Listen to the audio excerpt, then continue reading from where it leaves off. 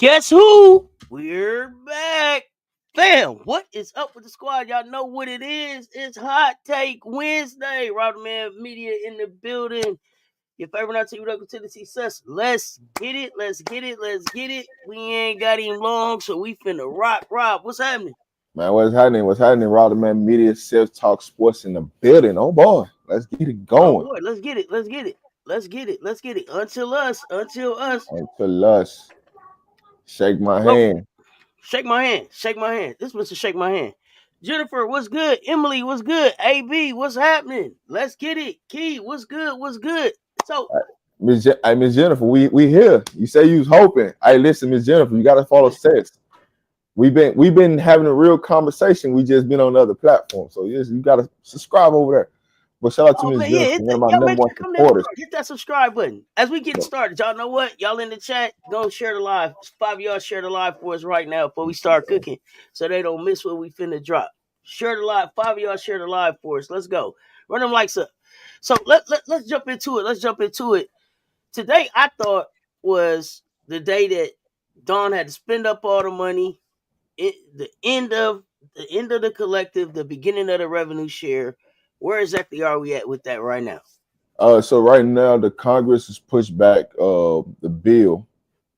So right now, it was supposed to go in effect where everybody would have went to revenue share by July 1st, but all your deals had to be done for NIL today. So with that being pushed back, you know what I'm saying, everybody still got they collective money that they can utilize. Now, it still might get approved by July 1st. That's when the revenue share piece kicks in. So you better have all your deals done before July 1st. So June 30th, it will be your cutoff date. So for NIL deals and well, not NIL deals, because you still can have your NIL deal, but for any school to give you collective money or whatever they signing bonds or whatever they're trying to do, it has to be done by June 30th. Because once July 1st kick in, it won't be no more collective money. So Now, I had a question that came to me yesterday, last night in the email, mhm. and I don't really recognize the name, and I'm not sure that you can speak to this, but the question was about how today's political climate and Title IX may affect how women's hoops get paid in this new revenue share kind of thing. Is that something that you can speak to? Is that something that we need to be worried about? Is Title IX going away? How does that factor in at all? I'm just gonna the best way I can explain it, you know what I'm saying, with the president in office, yeah, Title IX gonna probably be out the window. You know what I'm saying? Because it ain't gonna be. I'm just gonna be honest. It's not gonna be a fair share to the women's programs when it comes to, because you're talking about 20 million, 20.5 million being spread upon every program at your university. The university controlling the money. And so just think about if you have an AD that's not really a AD, like a sports AD, right? And they more on the educational side versus, hey, it's about getting the money and about helping us profit to the next year. And if your AD is not a, if you have a AD that's a football guy, you're in trouble. You're in trouble because you're not going to get that much help in the women's program if you have an AD that's a football guy. So, or a football woman, I should say, he or she, because it could be he or she in that role. But whatever sport they love, it's the sport they're gonna support, and that's gonna be the issue. Okay. It's political. It's gonna be some politics behind it. The way everything gonna go down, you're gonna see some coaches upset about the way it's going down, and they're not getting a fair share. But I mean, this is what we came to because people got tired of Wild Wild West going on with collective. So now this is a way to manage it. Now it's gonna be even more situations where people getting screwed in. Oh man, hold on. You got me up dancing early in the morning. Hold on, what the heck? Oh, man, I'm still getting used to this part. Hold on, man, let's go. I'm see that was finished starter. Let's go. Let's go. Let's go. Let's go. All right, we Let's get it appreciate the started. support. Let's get it. Let's get it. What up? I'm Hey, horsing around. What's good? What's good, Ryan? So, with that said, it sounds like it's gonna make choosing a school even more important. like if you have a school that does have an AD that's whose favorite sport is women's basketball, you have a better chance of bringing in a better Yeah. talent. It sounds like to me. So, So so it almost sounds like, are there certain questions that parents or students need to be asking about a school's revenue sharing model, right? As they're negotiating this stuff, and are there questions that you think they should be asking? well, to me, honestly, when you look at the whole thing, it's gonna get back into you gotta love the sport now. And all the collective money that you was get, all that's thrown out the window, because nothing like it's either you're gonna get an equal amount or you're gonna get this set amount. So, you know, Mm, okay, okay. I think we just lost Rob for a second. Salute y'all coming in the chat. Key, what's happening? Here we go. can you hear me? Yep, got you. Okay, all right. So yeah, so when everything come out said and done, it's gonna come out to you have to actually go to that school, take your visits, understand the program, understand the coaching stuff. So I actually like the philosophy of the revenue share because now you actually gotta do your homework and now you ain't going to the highest bidder because collective money, they can't offer you collective money. You get whatever the program is set for, and then it comes down to the head coach on, what I'm saying, once you have that set number, whether that's $1 million, 1.5, 2 mil, how you gonna break that down against your roster? Because what I'm saying, evenly. So So, if you're new to the show, right? You know, if like Don, she might get 2 mil, right, for her program. Out of that 20.5, she might get 2 mil of that. Well, it's gonna break down to about 130K per player. Now it comes to, does everybody get 133 on the roster from player 1 to player 15? But then if Don's smart, right, I don't take 15 players. So if I don't take 15 players and I still get that 2 mil, what that mean is now for how many less people, if I tickle my 13, then those 2 extra roster spots that I'm holding on to, that just bumps everybody averages up as far as how much money they get for the year. right. So it's a pros and cons. It's like, hey, you can carry 15, but break it down because it breaks down. So like if you have 2 mil for that program, this is what everybody's going to get. If you get less than 2 mil, it's going to be less than 30K a year. So how much do you pay your So, star players versus how much you pay a bench player? so do you think, are there specific schools or conferences that dominate in this new era because of how they're going to be structured financially? It actually evens the playing field. To be honest with you, Okay, all right. it evens because every school's going to be differently, right? The only thing that can set you over the top is, say, I'm gonna use Colorado in this sense, right? If I'm Deion Sanders, I win in this situation because I can leverage that you're gonna have more NIL money if you come here.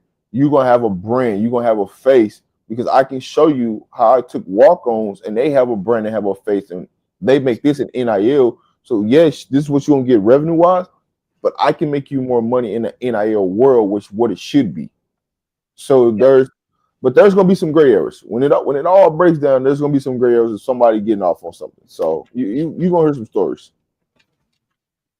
Shante Michelle say Rory Harmon back to Texas. I didn't hear no announcement to the WNBA, so I would think, yeah. Uh, so what's the biggest misconception parents and players have about this move away from the collectives that you think? Uh, I mean, right now it's still a thing. So there really ain't nothing to like negatively say right now because collectors is still a thing. It's just, are you negotiating? Because it doesn't affect until the next class. This year's class, and for high school kids, it don't affect. So portal kids, it don't truly affect because now everybody's getting a collective money up front. So it ain't gonna affect until next year. Then it's like, all right, you Gotcha. might see you might see some kids go places where you probably ain't never seen them go because the playing field is even. Some kids might stay home based upon the playing field is even. Like the only reason why they was leaving because they was getting more collectives to go somewhere else. So it's gonna be So truly a different side of recruiting when it breaks down. So next season, are athletes really gonna be employees? Is that Yeah, what's happening? Okay, so yeah. we're gonna That's see quote employment unquote, contract. quote unquote. They're gonna be pretty much. They work for the school. And so that's when the employment contracts come in to kind of control the movement of the students, right? Yeah, I mean everything should be public because it's what I'm saying, just how a coach, if you go to a state school, how they stuff is public on how much money. Hopefully I hope they don't put it publicly how much the players making, because now that's when shots get fired. If hey, so and so Billy Joe getting this man, but Susie she getting this, and well Susie Joe are performing, Billy Joe. So it's like I hope they don't make it public how much these kids getting, because then there's gonna be real chaos for real about, it's gonna be some nasty work going on for sure. Yeah, sharks in the water too. Sharks in the water too. Um, I guess and then I guess there's also tied to this thing that the NCAA may or may not have to pay out back pay to. Oh no, they gotta pay a back pay. That's what the holdup is. So and that's from like 2016 to 2021. Is Yeah. that So how that works? if you was in the NCAA between 2016 to 2021, that's what this whole holdup is on why it hasn't got approved yet. Okay. Okay. So if you in that realm, yeah, that's what you're gonna run into. So that's what the whole holdup is, because they trying to figure out how much is everybody gonna get from everybody that's played. Think about everybody that's played in that era, like, and then so it's two pieces to what's holding this thing up. It's one is the back pay for all the athletes that played previously, right? I wish I was in one of them years just so I get my cut out of it. But I wasn't. I played way before then. So I wish I was in one of them areas. I You're promise not I'd be in the like, group. I listen, I know as soon as they approve it, that bank account hit that. Ding! But it ain't. So but so the second piece is there's gonna be 5,000 athletes that won't have quote unquote a job. Right? They got to get cut. So they're trying to figure out, what do you do? Do you grandfather the people that's in there now, and then next year you got to you got to get cut, because everybody got a roster size, and so there's 5,000 kids that's going to be without a roster spot right now, currently constructed, if they're approved right now. So that's 5,000 kids that's got to get cut off a roster with nowhere to go. Not even to the transfer portal. They can go to the portal, but you talking about the 5,000 kids that's getting cut are all walk-on kids. Mm. So where you They going? probably not getting picked up off the portal. Basically, Yes. And then you got to think about all the kids that's already in the portal. So you talk about the kids that's in the portal, and then you're gonna add another 5,000 kids to the portal. It's nasty work agenda. That's it. So they try. So what they're gonna try to do is they're gonna try to grandfather you in for this year, and then put it on the coaches of, hey, after this year, everybody has to be on scholarship for the revenue share piece. So that's what they're trying to figure out. I like that idea. I like that idea. How the walk on kids go JUCO. But check this out. If I'm at a Division I college, depending on the program I'm in as a walk on, I might be better than a kid that's at another P4. Because the kids that's really affected is kids that's at P4s, because they got the most room. So say you walk on at a Georgia or Alabama for football, you might be a 4-star player. That's a walk on that you can go to another school and play and actually like have a star role. So to say they got to say they better go to JUCO is kind of it's I don't know, but I'll say this: that JUCO rule ain't gonna be in place for long. That they got, I can promise you that. Going to JUCO and your years of It eligibility ain't gonna be don't an count. option though. Man, they finna get rid of that rule so fast. Just wait for it. It's coming. Like they gave him that year this year, but when it starts to for certain teams they're gonna get rid of that rule because they don't want it to be they don't want the playing field to be even too much because they still want the SEC schools to be on top. So that's what they're trying to do.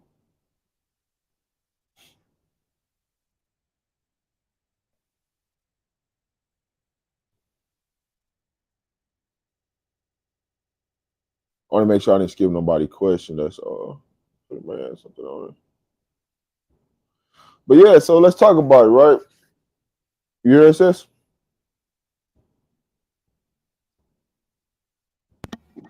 Can y'all hear me? Yeah, I can hear you. Okay. All right, here we Yeah. go. I'm sorry, Okay. y'all. No, you good. You good. So I got a question for you, right? To spin off of this, right? Yeah, let's Look, go. looking at how everything's currently constructed right now. When you look at South Carolina, do you think they can get back to the national championship game next year? Oh yeah, we already there in my head. We already there. We already So holding up so the trophy. We so so, already so learned the break lessons. yeah. Yeah. So break that down. Let's streamline what that look like. You know what I'm saying? And if there's one opponent or a couple opponents that you want to see on the schedule next year, for y'all to play, we know USC gonna be on there. But if there's anybody else, you know what I'm saying, what that looks like. So I think pretty much everybody that we want to see is on the list. So we're doing the SC versus SC game. That's not so exciting anymore. That'll depend on what SC puts together. Uh, and then we got the round robin tournament that we playing in. I think it's in Vegas. So I think UCLA is there. I think Texas is there. I think Duke is there. And that's like an NIL opportunity built in for a way for the ladies to be able to get some money. So that kind of helps balance off whatever else is going on with NIL, right? So we got SC on the schedule. We got UCLA on the schedule.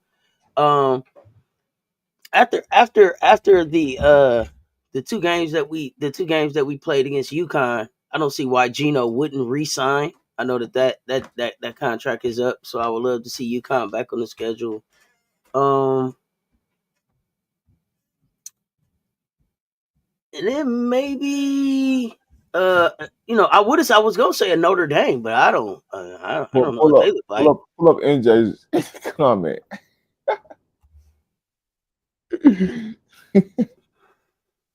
Yeah, everyone. Yeah, we are not a good candidate for who we want to see on our schedule. We already know Doug Smoke, so we want to play everybody, big and small.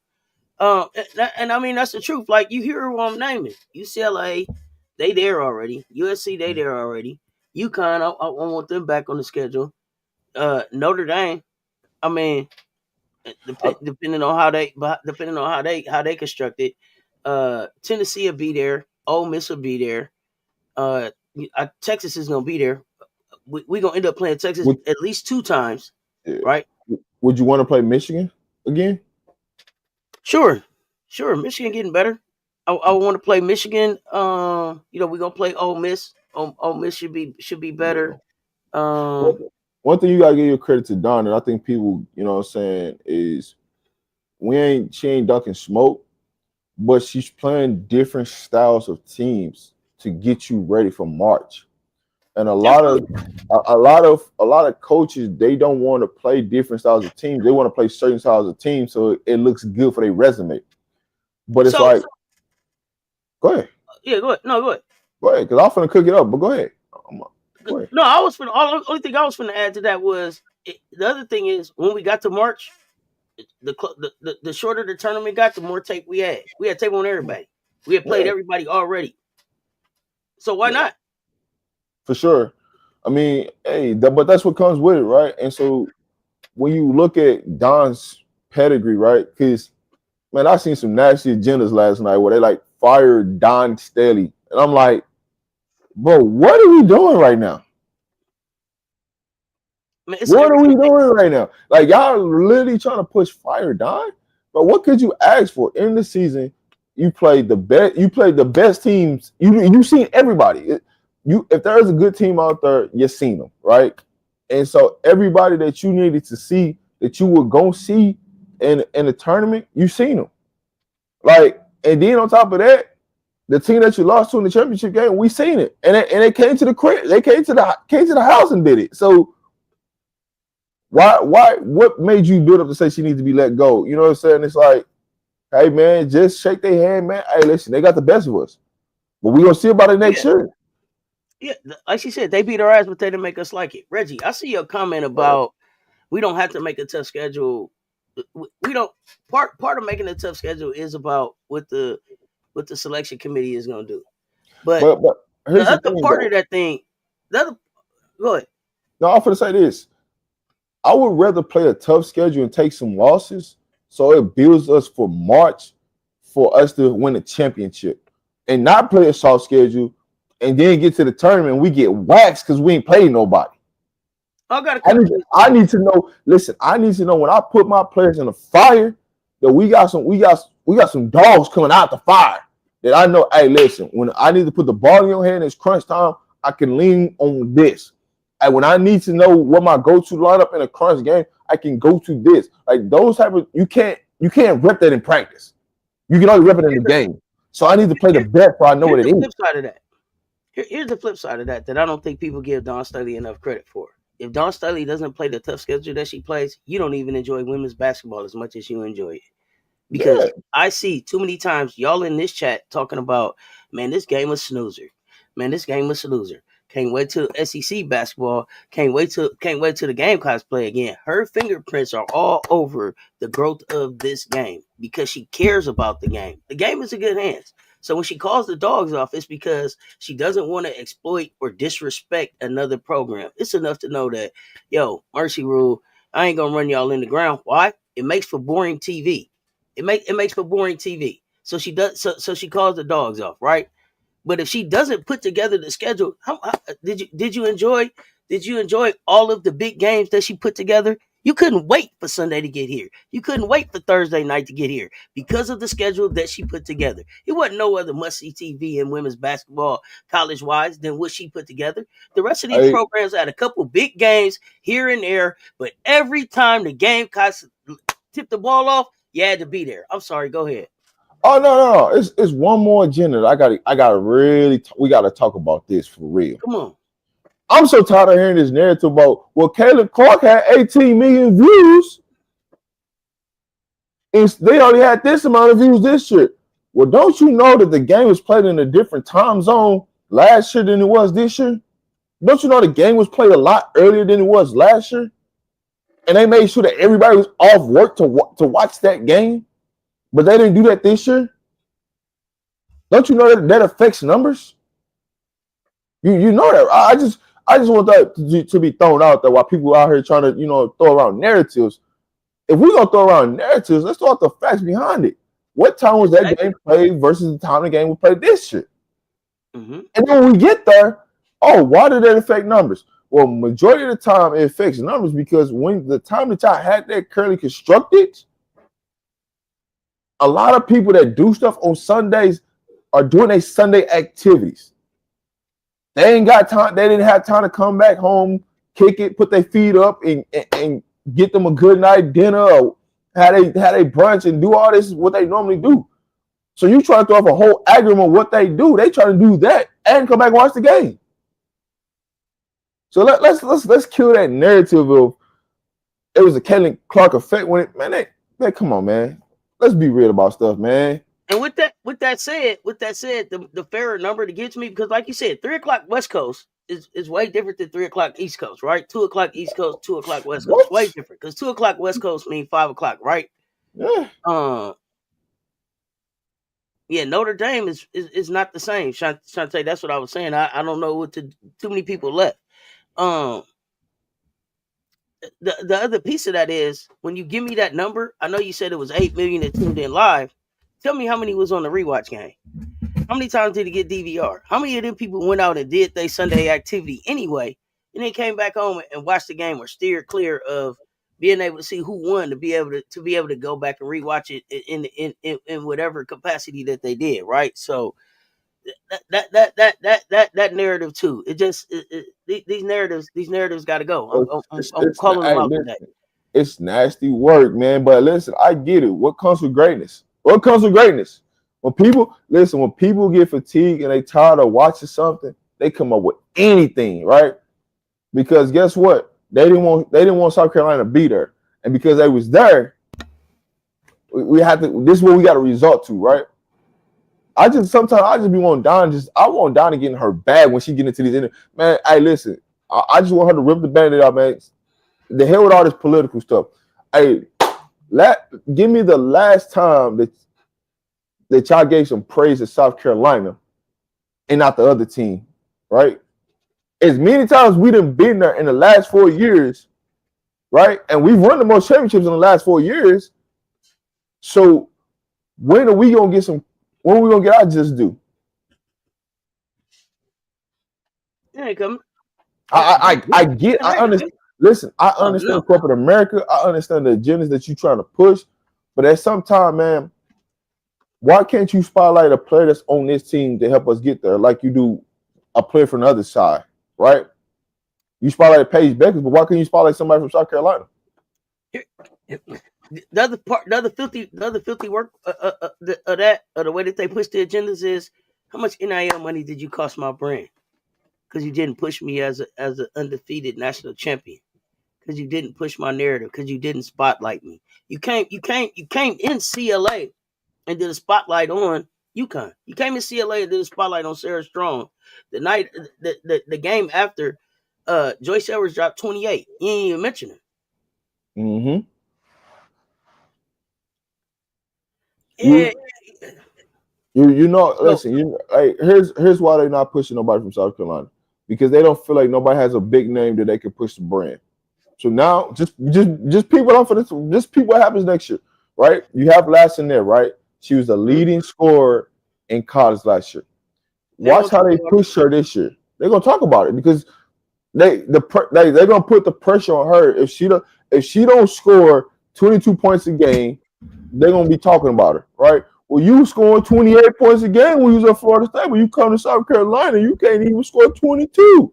Like, it's gonna be some type of nasty agenda that's gonna get pushed, right?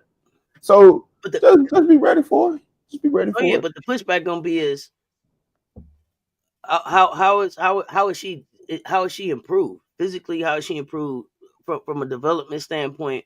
You know, all of those things. This is what she's making this is what she's transferring for the opportunity to be able to play in the Final Four, play in the national championship. It's going to be nasty work.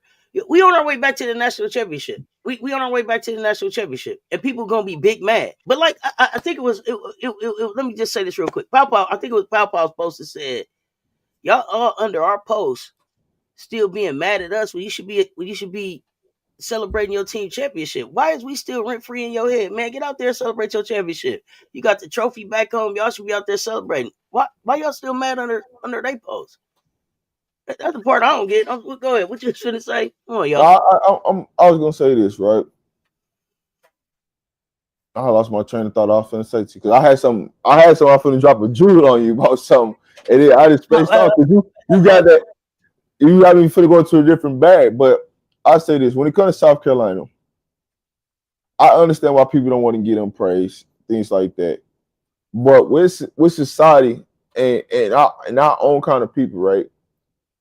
If we say we want to uplift our generation, if we want to uplift our own brand, stop knocking it because we didn't win the game how you want us to win the game. We didn't do something that you put some high expectations on for us to do. We gotta stop that. If we're gonna uplift and it's about uplifting and doing what's right for these athletes and trying to grow the game, then let's focus on that. Let's stop with all the negative. Let's focus on the positive, right?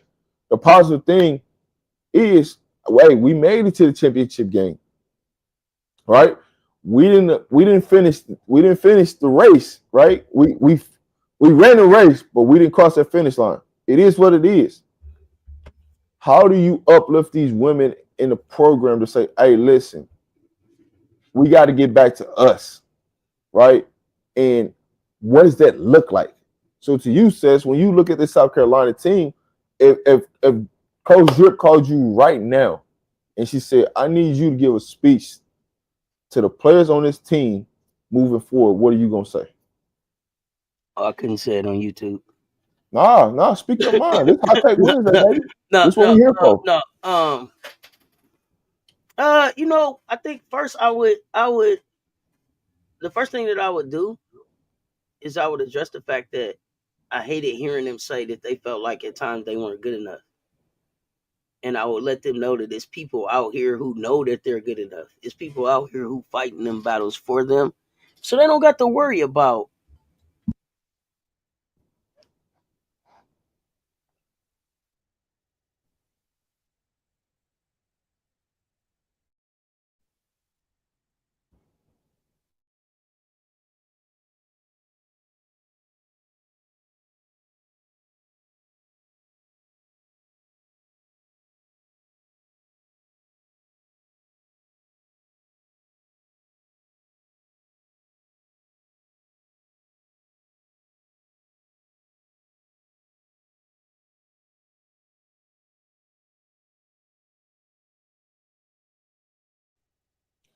Is it me or is Success muted? Am I tripping?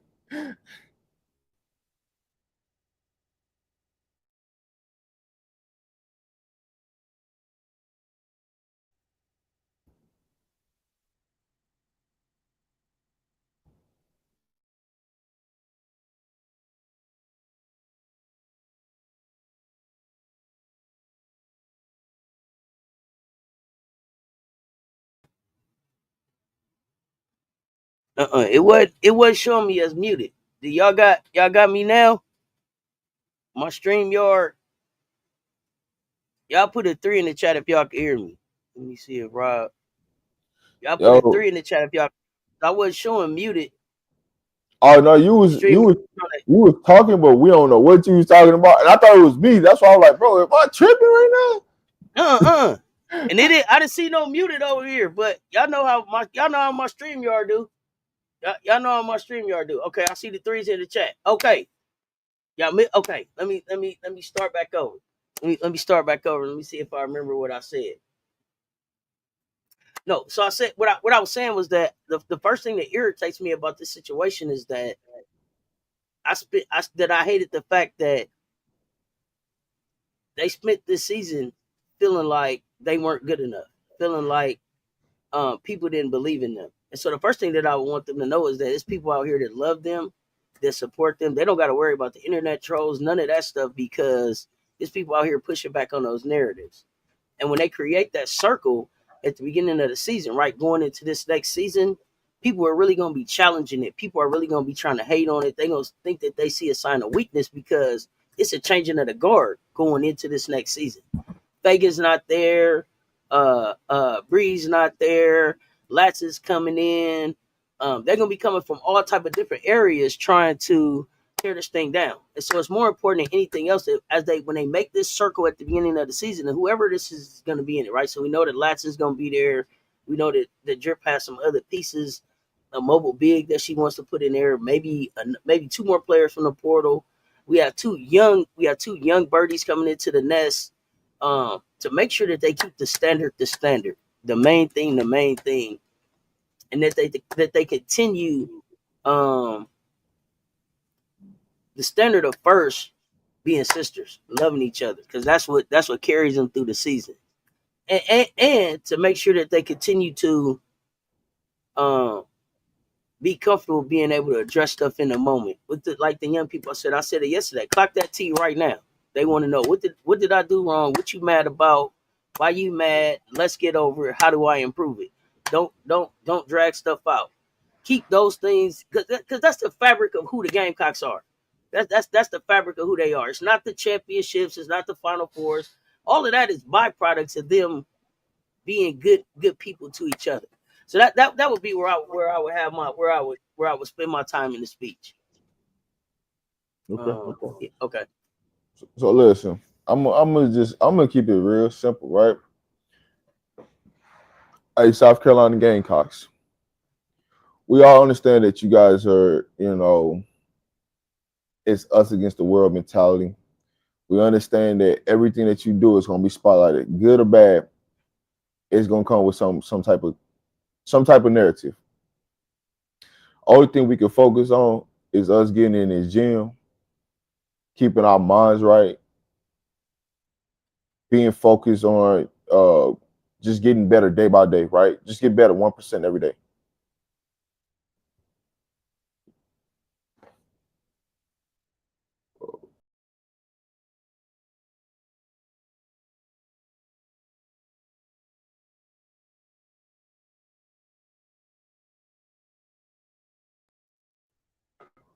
Well, come on, StreamYard. Hey, StreamYard.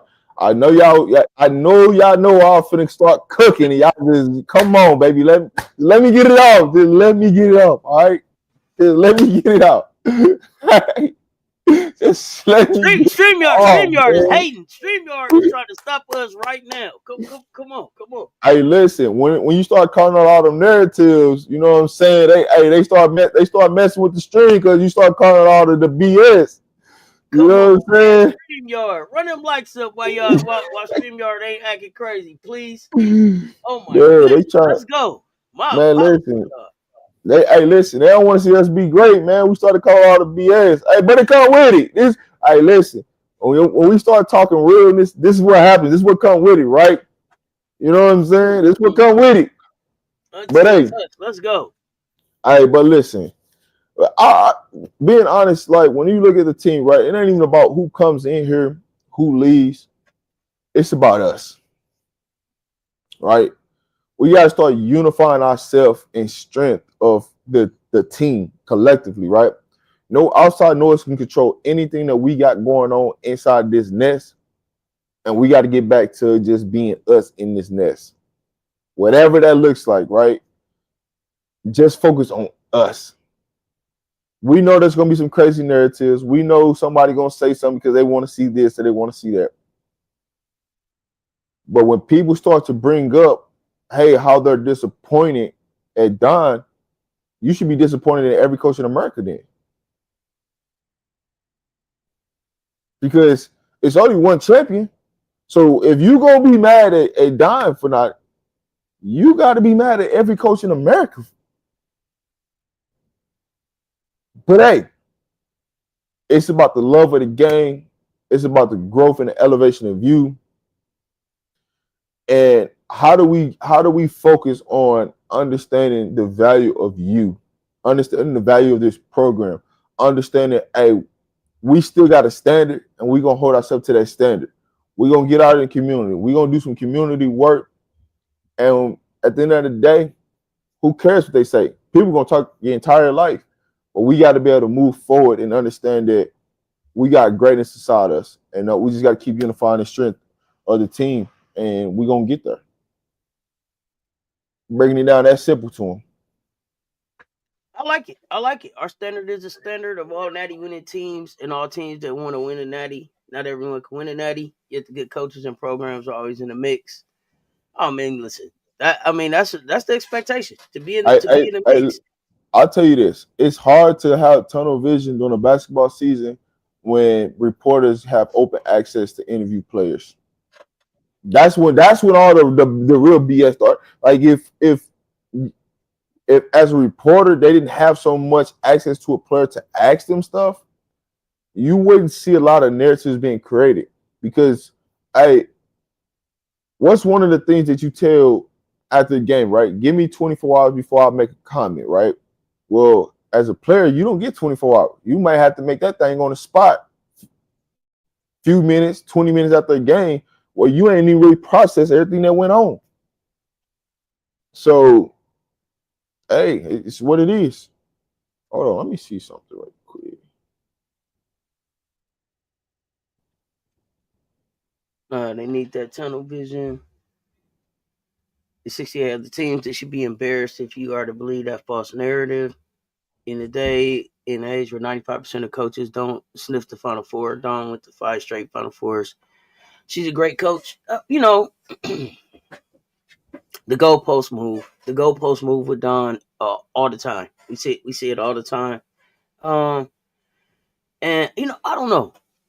In one sense, I do want Don to get to a point where, like Rob said, rip the Band-Aid off and really just run her resume down and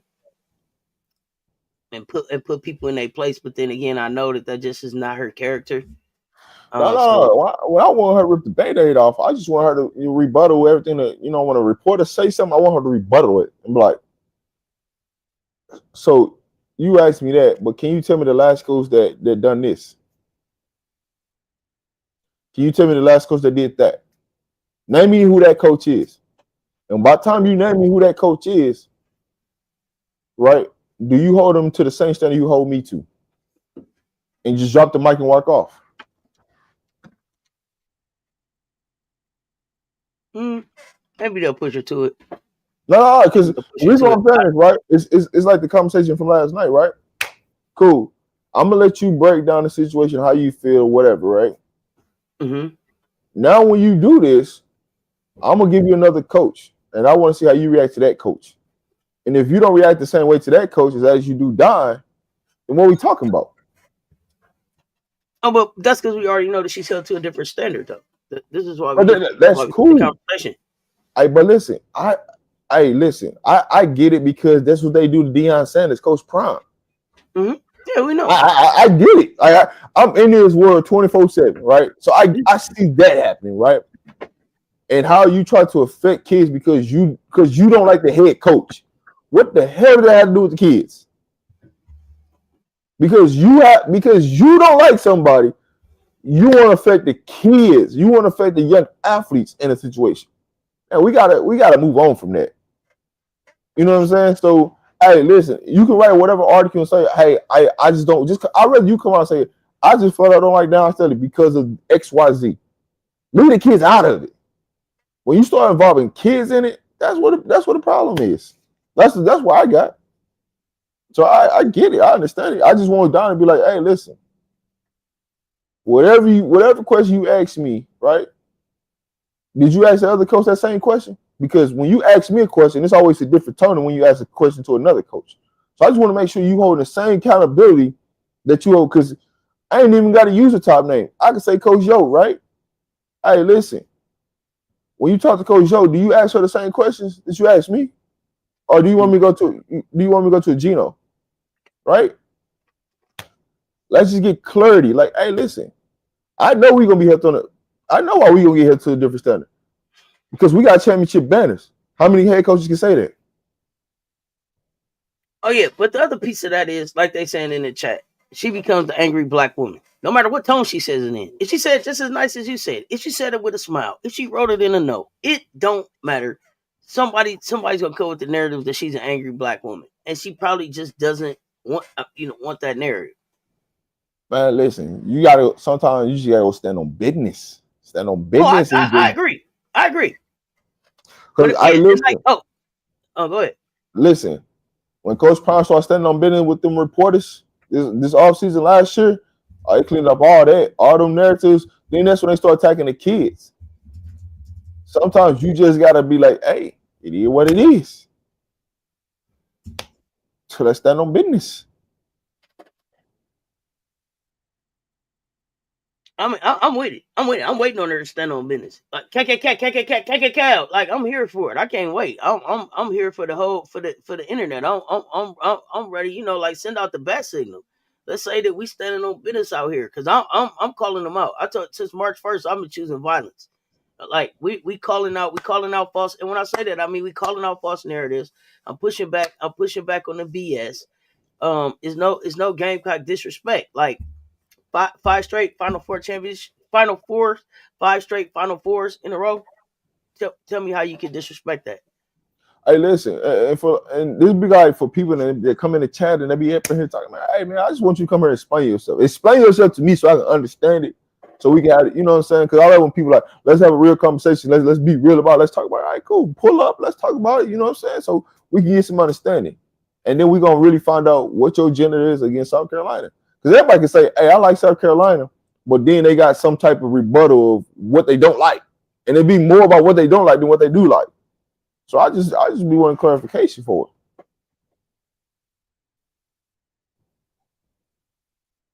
Hey, listen, to get lay in a portal is, man, I think we already talked about that yesterday, but I'll say this, right?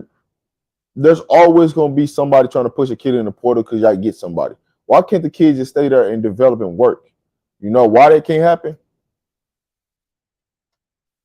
Well, why do they want the kids to get in the portal? They want the kids to get in the portal so they can get them. right? Nah, that ain't why. What is That it? ain't why they want. They ain't why they want to get in the portal. Because people like drama. That's why they wanted to get in the portal.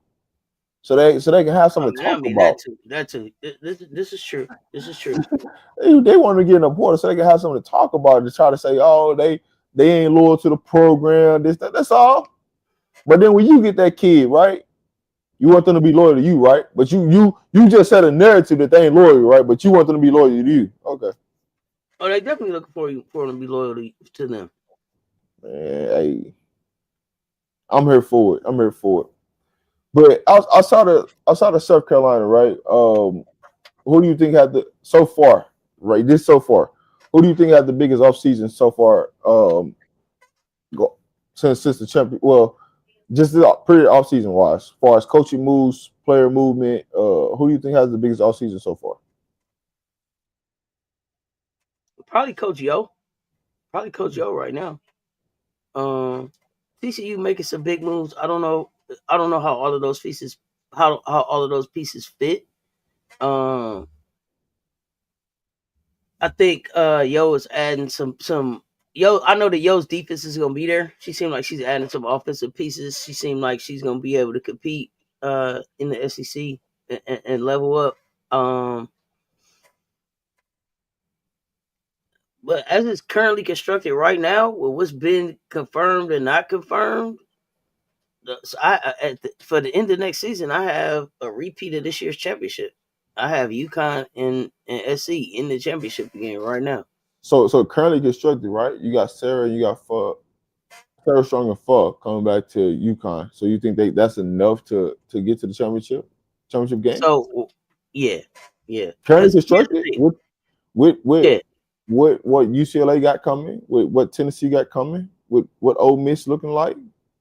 UCLA's whole freshman class left. So I don't believe in Corey. So no. I mean, we got baby Desh, you know what I'm saying? We got some, you know what I'm saying, some things smoking. We still got, Baker out there, But What about Oklahoma? But you still got Corey Close. You still got Corey Close. I mean, you know how I feel about it, but I gotta But ask here's you. the I thing. gotta So for the people. the thing Think about about it. UConn is this. Here's the thing about UConn. Regardless of what they do in a non-conference, they're gonna win their conference. They're gonna win their tournament. They're going to the tournament as a 1 or 2 seed. Period. Right. Yeah. Once Gino gets there, it's Sarah and Az Shade been there, El Alfie been there. The experience of that team and how to go win a national championship then takes over right when they get to the tourney because they know how to go win one. For whoever their first round is, and it don't matter. It won't be a Paige Becker's narrative, right? So they not necessarily gonna get a cakewalk. But Gino's experience, Az's desire to try to go probably win one and do it without Paige, so people don't say she needed Paige to do it. Sarah's gonna be a year better and a year more experienced. So I have them right back. I have them right back there. All they gotta do, Gino can sleepwalk through the season. All they got to do is wake up at the tournament. Hey, listen, I gotta ask for the new people that's watching, right? So that's why I wanted, the breakdown of it, because Oh yeah, yeah, we, for sure. we, we all know, you know what I'm saying. If you just tuning in or you new to the platform, I just want people to understand, the context of what we're getting at. So you know what I mean. I don't believe in Coach G whatsoever. Shake my hand, move around. So You know what I'm saying? do you think So so? Corey Do you and think Coach we G, do you shake think we my still hand. do you think we see any coaching movements still in this offseason? Or is everybody pretty It's it's it's pretty pretty, set? yeah, it's Pretty pretty, it's set. pretty But, set. but who's Yeah, getting fired at least? There are gonna be there's still some openings, so people will be hired. But as far as firings, we should be pretty much done with those. yeah. I mean, So it we're had to walking be. into next season with Coach G and Coach Close Yeah. in position. Okay. I mean, well, you got to think about it from Coach G standpoint. Her whole season got saved just because Juju got hurt. That saved her Sure. job right there. So For she sure. got at least a year to show, because we're gonna find out if she can really coach or not. That's what we're gonna find out. Hmm. So Corey, on the other hand, I just we'll say that conversation for another day. We'll just throw that out the Now window right now. you said an interesting thing. You said Oklahoma. I'm side eyeing Yeah, Oklahoma because what you said, people like drama. And so I want to see, is it going to be some drama to jump up in Oklahoma? I really want to see whose team is it? Is this Reagan Beers team and we going through Reagan Beers? Is it Chavez team and Beers better get with the program? Have they played together before? Do they fit together? Is it enough basketballs to go around in Oklahoma? Oh, they definitely play together. I can tell you that right now. So that's how they definitely play with each other. Oh, they have not ever played with each other. Okay. No, So they oh don't know each no, other. Okay. yeah, yeah, Okay. yeah, yeah. This Um, all, this all. All right, my biggest thing with Oklahoma is you was running and gunning and playing fast tempo basketball last year. What does that look like next year? How do you like the thing about it is Oklahoma has some nice pieces to the team. It's just they don't play this. They don't play a mixture of styles for them to win big time games. which style But is going to dominate Oklahoma next year? Will it be Chavez's style or Beers? that's gonna be the question, right? I Could we think see, you. could we see Beers get in the portal? Nah, she ain't getting in the portal. Okay, so it won't be like, oh, I don't want to play with her or I'm out of here. They'll give it a shot. Yeah, They're gonna make a yeah, run. They're yeah. gonna make a run at I'm it not even. next I season. wouldn't Okay. even. Yeah, I wouldn't even start that narrative or nothing like that. My biggest thing with Chavez is I don't really think Chavez her game constructed right now. She's not getting around college guards the way she played in high school. So she's either gonna have to shoot it from 30 or she's gonna have to get a pick and roll. She can't. She's not breaking down defenders like that in college. Not now with them slow handles. It ain't gonna happen. So Did you I call them want to slow see handles? slow handles, slow roasted handles. Let's show the works. You know what I'm saying? You don't see that pop pop come out of there. You know what I'm saying? It's slow motion with you know what I'm saying? Hey, them shoulders tell you everything. You ain't got that little shoulder work. You know what Uh, I'm saying? It you ain't got to there. build in with the shoulders, bro. You are killing me this morning. All right. Man, Slow, hey, slow handles, listen, you slow handle. slow, Hey, listen, slow handles. I need to know Slow them handles got shoulders me weak. work. You know what I'm saying? When you Slow handles got me weak right now. I ain't know what do you got handles for if they slow? Yeah, if you're not, but if it ain't no little with it, then what are you doing it for? I don't. Okay, okay, same old two step. yeah, Oklahoma turnover. So does she take care of the ball? Does Chavez take care of the ball? but see, here's the thing though. Oklahoma was playing without a true point guard last year. Let's just keep it a buck. That's really why they had a lot of those turnovers because they was playing without a true point guard. You put the ball in her hands. One of the things I give Chavez credit for is she's going to advance the basketball. And when she advances the basketball, if anything breaks down, that ball is being kicked back to her for a three. So that's the part of her game where she can accelerate of playing like Trae Young, of advancing the basketball, because I know for 1,000% that ball got to come back to me. The shot clock come down, I'm getting the shot off. I don't care what you're talking about, I'm getting the shot off. So that's the thing that she's going to help elevate Oklahoma late in the shot clock. When you talk about 5 seconds, I need you to go get a bucket. She gonna do that. But you talking about, hey, beginning of the shot clock, I need you to show the work and you know what I'm saying, break this girl down to get the play started. Man, hey, she ain't doing all that now. We ain't got to worry about that. Got it. So I just want to see what they do with that, the elevation of their offense, right? What does that look like, right? I know why she came there, because she want to play fast, right? That's the only real reason why she came there, because she want to play fast. So what do we see as far as when it comes to the offensive side that Oklahoma does differently this year or next year than they did this year? I don't know. I gotta find out because nothing about that offense was fast. So I don't see how she picked there to go fast. I'm so confused by that, especially because, boo. I'm so glad you Well, showed up chat. I listen. No, no. Ask you this question. Go ahead. When they every time somebody score, they trying to get the ball as fast as they can possible, so they don't have to play against a set defense. That's what they So was they playing fast just on. so they just slow footed because it didn't look fast. That's all I can say. I listen. I know I know it may not seem that, but if you actually, this is why they lost a lot of games, because they took a lot of terrible threes and they start pushing the ball up in situations they shouldn't have. So I got you. I got you on that part. I got you on that part. Boo Cooter in the building. So glad you're here. I see you got a question. ADR fit in Oklahoma. Boo, please. Help me solve a mystery. Please, in the chat, tell me who is your team? Who is your team? Does ADR fit in Oklahoma, Rob? whoa, what we doing right now?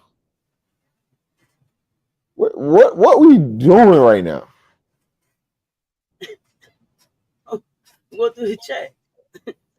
I'm going through the chat. I ain't talking about you. I'm talking about Boo, man. What we doing right now? That ain't even a perfect fit. Now, if you would have said Smith, I would probably would agree with you. You said ADR. Well, what? How they trying to play? They try. Hey, listen, they trying to run and gun. Jeez, Okay. that ain't no system for them. That ain't no system for her. Okay. All jokes aside, I get back to one real quick. ADR, right? Let's talk about ADR because at one point ADR was a McDonald's All American, the ESPN Top 100 kid that looked like she was getting ready to tear college basketball up, right? What is the program that ADR can go to that gets her back to that? She can really go. And that's assuming that I she listen. wants to be that, right?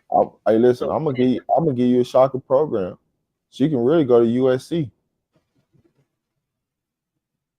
what's She, USC? Southern California? yeah. You thought I was Okay. talking about South Carolina? Hell. You know, some people call we got some people in the chat. Yeah, People call I it know. USC, so that's Yeah, why I want to yeah, clarify. yeah. USC, Southern Cal, the Trojans, they make sense for her, right? I would say Oregon State makes a lot of sense, right? Because they're used to dealing with kids.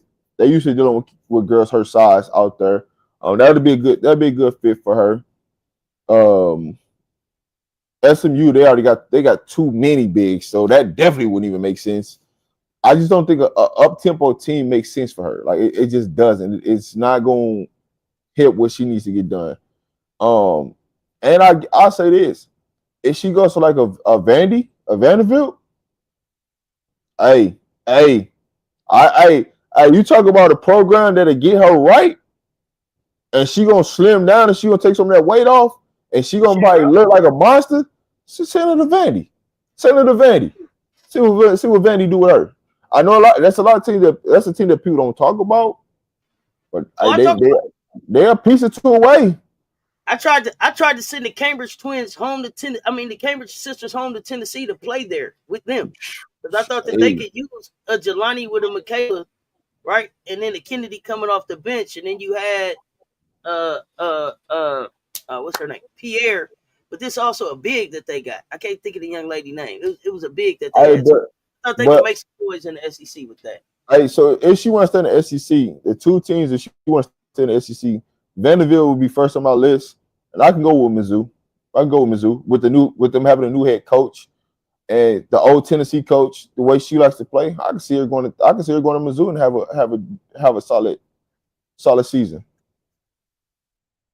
No, you wouldn't want to send her to no NC State. That's out the picture, dog. I'm gonna be honest with it. I ain't they trying to be guard you up at NC State. What do y'all see Kelly doing at Mizzou? And then remind me of what Kelly did as far as development that helps ADR. Because Kelly is the same one that couldn't figure out how to get it all done with Jordan Horson and and Raquel on the same team, right? Yeah, but you also got to realize when there ain't no expectations at Mizzou like there's at Tennessee.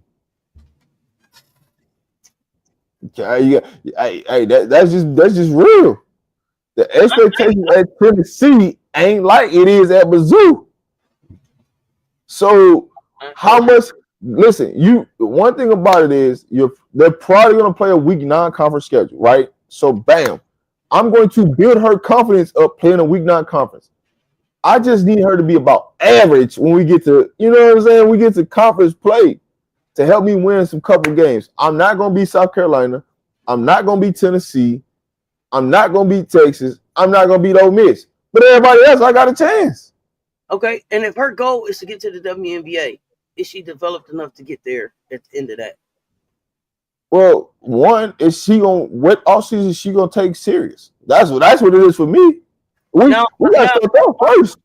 I'm wishing that the problem that was this offseason was that she had the surgery, right? So she had surgery on one or two ankles, one or both ankles, is what I understood, right? So it was a recovery summer. Okay, so off season recovery. So I'm expecting to see straight work, right? We should start seeing posts now of her in the gym, right? No, okay, I don't know. That's what I'm expecting. If you serious Uh, about basketball, you should be at work right my, now. my thing of it is like this: when are you gonna start to take the off season? Like a lot, like when we, like if you give me 2 years and I'm getting the same exact results, it's when is you gonna take the off season serious? Because there's a lot of kids that like you got to your freshman year. I'm giving you your freshman year because you as a freshman you're not supposed to play, so I'm giving you that season. Okay. When we go into transition to the off season after your freshman year, I should see some progress. If I don't see no progress after your sophomore year, man, it's time to move around, shake my head. Hey, we got to figure something out. Okay. But I would say this. I'll say this though. Everybody moves on their own time frame when it comes to development as a player. Okay. And so, does the system fit what your body type is, right? When you look at ADR, it was never going to work at LSU because they just didn't know what they wanted at the center spot. 1 minute they want a big center, next minute they want an athletic center. Then they can't make their mind up how they want to play with the bigs. So you was never going to be in a situation where it looked like you were going to be successful. That's just what it is. So now you're hoping that wherever she goes, that they bond into the process and they're really getting really putting in a plan for her to come in this offseason to where she can lose a good solid 10 to 15 pounds and be more mobile and be able to move them puppies, slide on defense, block shots, run, rim to rim. That's what you're hoping for. They say she been linked to Syracuse with Velez. What's up, Rewane? ADR need to get out the South. Tessa's invited to Plum Dog Camp. Okay. Yeah, off season really matters. I was trying to give her a break. I get it. Freshman season, you don't know what you don't know. Okay. So you don't know what you don't know. And sophomore season, all season, she probably should have been at work a lot more, but she had the surgery. So I was trying to have set some expectations, right? To be able to see what it is that we expect in the junior year. But LSU has pretty much given up on her and she's given up on LSU. So what does it look like to get All right, to the next level for that kid? so peep this. Peep this. At what time do people start holding Kim accountable? Oh man, I got my Judge Judy right now. Right now. Y'all seen the Judge Judy meme? Let's go. Right now. I'm just wondering at what point, right? Because as much as people like fire Don for not making the championship game, why y'all not saying fire Kim for the debacle that they just had with the talent they just had? No, I'm waiting for it. Fire Kim. No, I wouldn't say that. Say that. They wouldn't serve. They went. Gino went 9 years or something without a championship. They wasn't firing Gino. Man, listen. If you gonna say fire Don for making it to the championship game, then why can't you say fire Kim? Oh, I'm you should still be able to waiting. say fire Kim. You should be able to say fire Kim. You should be able to say fire all of them. I'm just asking. I just want to know. If that's the move that we going. If that's the move that we going in. Yeah, you know what I'm saying? She's championship coach, Don's championship coach, but but you listen, I want y'all to peep game, when ESPN start running that narrative, if Don Staley wins, she gets tied with Kim Mulkey. That was the narrative before they even started the game. For the ball even tipped off. If she wins, it wasn't even like, I think they can win. It's if. I'm like, oh yeah, come on, man. We gotta stop this. But Kim don't have to win. But Kim doesn't even have to. They never say is Kim gonna catch Gino. Yeah. She's a great coach already. Don, they like, well, she catches Gino. She already told us she don't have an interest in catching Gino. So there's Truth 34, man. We appreciate your support, man. yeah. I know we don't got you for a long time today. What you got before we get ready to get out of here? We got 15. We got 15 minutes. So let's make it happen. We got 15 minutes. All right, all right. Non-finals loss, Moki, Elite Eight, definitely not the same. No, not the same. Not the same. Not the same. Um, Hey, listen, hey, Chicago. I didn't say you have to support it. I'm just asking why the question wasn't asked because y'all it was asked to Don. The narrative was thrown out. So I'm just wondering why. You know what I'm saying? What we doing with Kim? Because honestly, I think it's Kim got one more year, and it's gonna be 1, 2, 3. Shake my hand. Like I'm just being honest. I think she got one more year at LSU. any ideas on who the assistant coach is coming in for Don? Any ideas there? And then, Boo, a question for you. The word on the street is they said you showed up as an LSU fan somewhere. So please explain. We don't know. Who? Boo Cooter, Boo Cooter just started a riot. Boo, they say you are you SC or LSU? Please let us know. Oh. uh, Uh, you gotta let us know, cause Cess Talk Sports is all over the place. They was like, "Boo, love you. You be in the mansion," and then they said you was in the internet streets being an LSU fan. So I don't know. I just need to I, know where you at. I, But Hey, listen. Hey, shout out to all the new people that's in the building today. If you seen the first time seeing Cess Talk Sports, Man Media, make sure y'all both like, share, subscribe to both of the channels. Hit the notification bell so when we go live, we pull up on us, man. We here to have a good time, talk basketball, talk hoops. We're not here for the narratives and all the BS. You know what I'm saying? But if you want to get with it, come up, pull up on us, and we can talk about it. That's how I look at it. exactly. Boo, thank you for answering. That's what I thought, but I wanted to make sure. Rumor is it's Lisa to be the assistant. I'll say it Be again, y'all. I hope not. I hope not. assistant where? At SC Okay. to work with the bigs. So here's the Okay. thing. I don't have a problem with Lisa Leslie being an assistant coach if that's what Dawn chooses.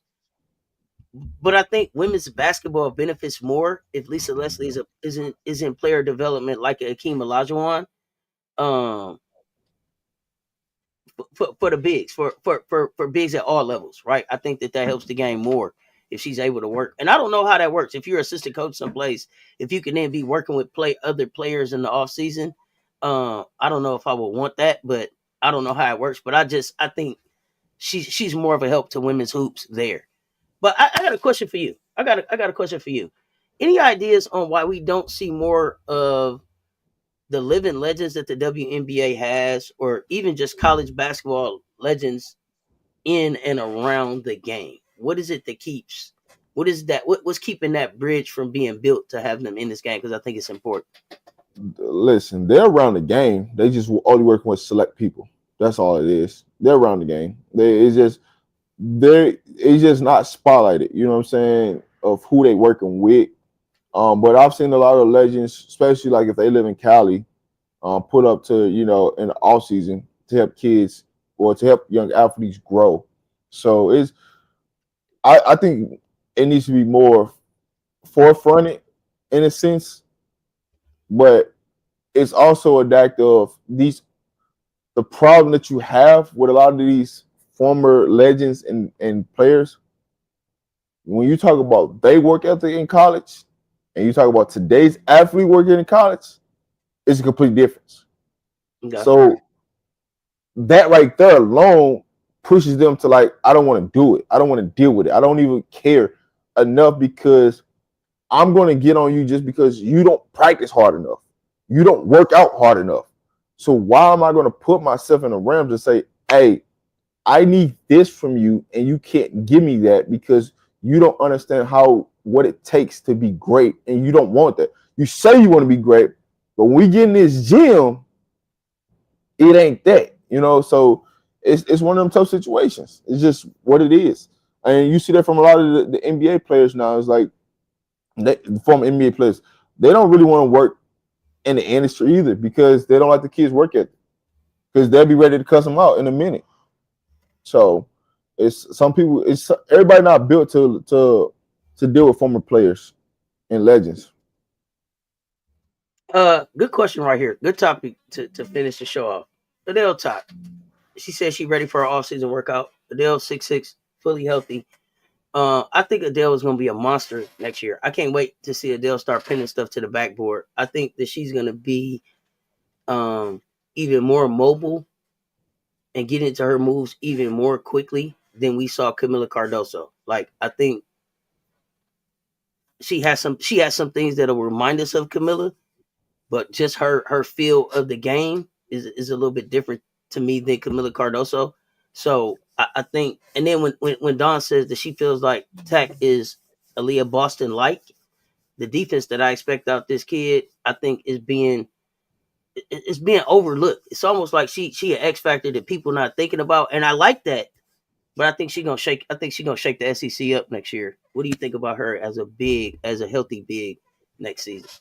Hey, first off, hey Randy, man, appreciate your support. Shake my hand, man. Appreciate you for joining into the show.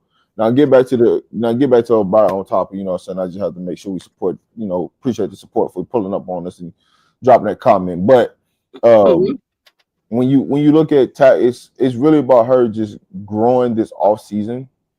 And with the growth of this off season is I need you to be really in the lab working on form shooting, um, and just getting your body to a physical standpoint that it can play for a good solid 20 to 25 minutes a game. And if you can give me a solid 20 to 25 minutes, she can average a double-double next year. But we need you to get I don't know if she's fully healthy. So I don't know where that's coming from because I don't know if she's fully 1,000% healthy. So I'm going based upon she is healthy, right? And if she's fully healthy, take these next 2 weeks off and then slowly progress on your workouts. And by the time you get to June, when we come in the gym, all the teams come together and we start doing weight programs and this, that, and the third, I should be hearing your name called every time as one of the kids to look out for. So it's just a matter of her just getting there, getting on a diet program. Like I want her to be on a diet program like right now, right? Get on a diet program, get build your cardio up so you can play between 20 and 25 minutes a game. Like that's what I want to see from Tat. And I think everything else take care of itself. Because I'm not worried about her skill set offensive wise, but I need her to get in shape defensive wise so she can, be able to slide, be able to block shots, run rim to rim. Yeah, and that's what I think I'm really most interested in is the defensive presence that she's gonna be able to add. The scoring, like I seen the kid go out there and get like 9 points in 6 minutes. Like Yeah. she had like 9 points and 9 points or something, 5 rebounds or something in like 6 minutes. Like her ability to get in there and impact the game is there. I like what you said about the But, cardio, being able to stay on the floor. but The one thing that I want her to be able to work on is not fouling. Because yeah. the one thing Hey, about Tech, if she don't get nothing else, she gonna get 2 fouls. I don't care how long she's on the floor. but see that the fouls come from fatigue, right? You're not really Mm-hmm. been in basketball shape. And so I'm not saying that Tack is overweight. What I'm saying is I need her to get in better shape, basketball shape. Oh, There's a absolutely, difference. absolutely. I agree. There's a I difference, agree. right? When you're not used to playing and then you come in the game, the game is sped up for you. And so the more cardio she's going to do is going to help her slow down the process in her mind of what's really going on. So a lot of times she's picking up these fouls due to the fact of they just game experience, just not playing. It's easy when you sit on the bench and be like, oh, do this. Now you get in the game, it's like, oh, they moving at a faster speed than I thought they was moving. And so she's got to get adjusted because she's coming off the bench. If she started, she wouldn't be in as much foul trouble than she would be coming off the bench. Because the game's always going to be playing faster when you come off the bench versus when you start, you kind of get a rhythm and a feel for, how the game speed is. So she'll be fine. She's like I said, she's got to get her cardio better because she's going to have to play more minutes next year. And so with you playing more minutes, I need you to be in the best shape possible you can be in. And if I could put Tack with Ashlyn or Tack with Joyce, we working with something. Matter of fact, we could put Tack on the floor, Ashlyn on the floor, and Joyce on the floor because Joyce could play the three. So So Ashland we don't know if Ashland is back. No, Chloe, no, we, I'm just no, doing no, a no, no, no, hypothetical. That no, no, no, no, what? no, no, no. So I'm saying we don't know if Ashlyn is back. What I was going to say is, what if that's Chloe that's there? I actually like Chloe and Tack on the floor together as well.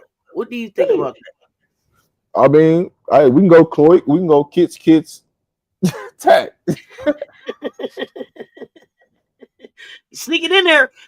You know we trying to make it happen. You know We what trying to I'm saying? we trying to make it happen. We would love to have a kid sisters versus the Bet sisters to start this thing off. You know what I'm saying in Las Vegas. So I mean I don't know. Can you put a call in? Can you put a Hey, call in? I'm gonna see what I can do. I'm gonna see what I can do. I got another question about Ashley. Um, I understand that she put in some paperwork. Yeah, Baby Kids is in the portal. Kylie Kids is in the portal. I want to make sure that we start calling her by her name because that's what one of the things she said. Kylie Kids is in the portal.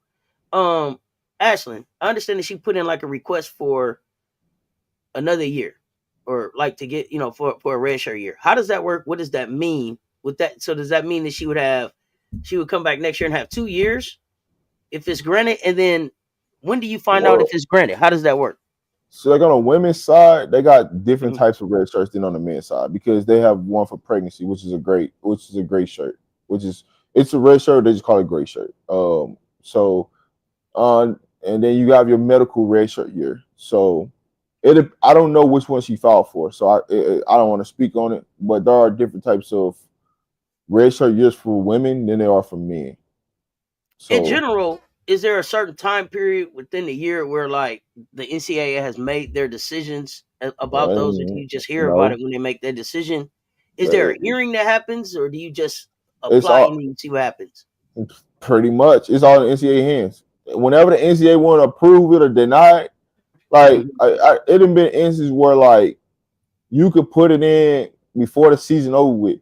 They may not make a decision until the day before the game, before you about to play your next game the next year. They might not make a decision then. I didn't see instances where the season a person filed mid-year, season Mhm. started, NCAA still ain't approved it. Let 10 games play and then approve that the player can play. So it's really on the NCAA. Whenever they feel like they want to allow you to play or allow to prove it, it depends on what program you're in and how much you gonna impact their program in winning. If they feel like you got a chance to change the landscape, oh yeah, that's hit you out. They don't give a damn. That's hit you out. Okay. Okay. They ain't no stopping that. I can tell you that for sure. You in the mercy of their hands. You said you don't think it's a gray shirt, definitely a medical red shirt that she Uh, applied for. You don't, a great shirt for pregnancy and like Usher T Davis is being those. silly talking No, no, about. no, no, no. I'm saying I'm just explaining for the people that don't know the gray shirt. A gray shirt is for like pregnancies and like real like health issue stuff like that. That's beyond the medical side because the medical side is you got hurt in a season versus the gray shirt that's a little bit different. So I always want to explain it because people don't know that the gray shirt exists and what that is.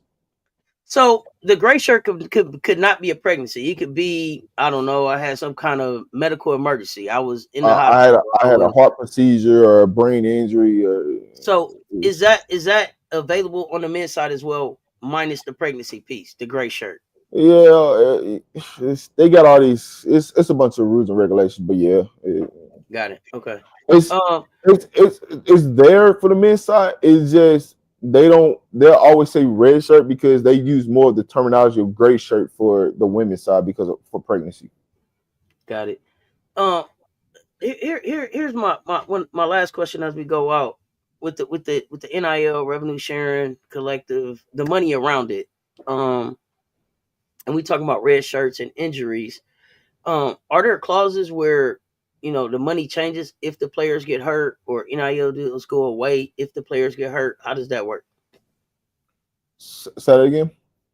So are there situations so like Ashley, Hmm. she this year, is there a situation where because she got hurt, her collective money could stop, or her NIL money could stop, or how does that No, work around injuries to the players? no, none of that stops. Whatever they say they're gonna get. I mean, but it depends on. It really depends on who you getting the money from. That's really who got to say so. If you're getting collective money from certain people, it's really up to them. You know what I'm saying? If they want to stand on their business and they want to pay you what they owe you, they're gonna pay you. If they don't, I mean, it's if it ain't documented, it don't mean nothing. You know what I'm saying? You can be shaking hands all day, but if it ain't documented, it don't mean nothing. When it comes to NIL, actual true NIL, that means that you're gonna be in commercials and stuff. So that money don't stop because you definitely got an agreement. So can you answer one of Anthony's questions on the way out? I missed the other one. You see a three guard system in the women's game more than you do in the men's game. Why? sorry again. Repeat that. Sorry. Anthony was saying, you see a 3 guard system in the women's game more than you do in the men's game. Why is that? Do you have a reason why, or could you speak to that on the way out the door? I mean, it's just coach preference. That's really it. What you see out of the women's side, this is why you see more 3 guards, is because nobody's developing wings, and if you ain't developing wings, what does it look like? You gonna put another guard out there?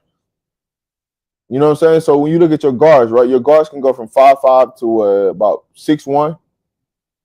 So when you talk about your wings, you're talking about from 6'2". How many girls from 6'2" to 6'4" can play on the wing and guards or guard wings? It's not many. So that's why you see a lot of guards being on the floor than you do wing players, because the hardest piece is nobody's guarding wings. And if you can have wings, you got a high probability of winning the national championship. Think about it. If you go and look at every championship team, every team that won had wings, and the team they went up against didn't have wings. If you have a solid wing with 2 guards, you have a strong possibility of winning the national championship. There we go. All right. Y'all heard it here. We finna get ready to let him out of here. I know you got stuff to do. Appreciate you pulling up. We back with Hot Takes Wednesday. You never know. You may see us again sometime this week. He always breaking news. Shake my hand. Y'all know what it is. Until next time. Y'all stay tuned. Talk soon. I'm back with the CC show in a minute.